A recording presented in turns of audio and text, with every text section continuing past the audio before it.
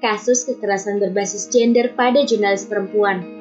Apa itu kasus kekerasan berbasis gender? Tindakan yang melecehkan terhadap jurnalis perempuan saat melakukan kerja jurnalistiknya. Meskipun hanya sedikit yang terdata, karena banyak korban yang enggan melaporkan kasusnya.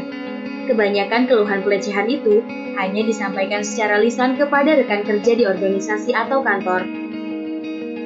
Apa saja contoh kasus kekerasan berbasis gender?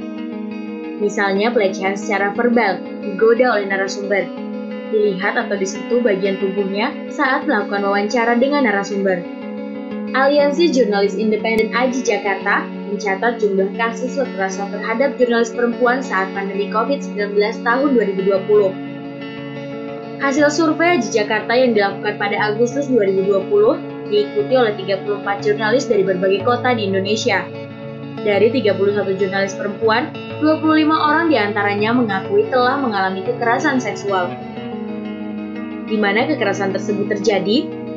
Berdasarkan lokasi, kekerasan seksual dialami hampir di berbagai tempat, antara lain kantor pemerintahan, rumah narasumber, gedung DPR atau DPRD, kantor partai, transportasi publik, acara giat aparat, sampai ruang siber. Siapa yang jadi pelaku? Dari sisi pelaku, AJI mencatat 13 responden menjawab pejabat publik. Ini pelaku terbanyak. Kemudian diikuti oleh sesama jurnalis media lain 11 responden, teman sekantor media 10 responden, atasan di kantor media 10 responden, narasumber non-pejabat publik 8 responden, sampai aparat. Sebanyak 63,3% responden memilih tak melapor. Ketika ditelusuri lebih dalam, sebagian besar menjawab, respons dari aduan mereka ternyata tidak ditanggapi. Sebagian direspons, tapi tidak dilanjutkan, bahkan berujung intimidasi dari kantor maupun pelaku. Kekerasan berbasis gender atau KBG yang lebih spesifik terjadi terhadap jurnalis perempuan memiliki dampak yang sangat signifikan pada korbannya, baik jangka pendek maupun jangka panjang. Dampak ini meliputi aspek fisik, psikologis, dan sosial korban.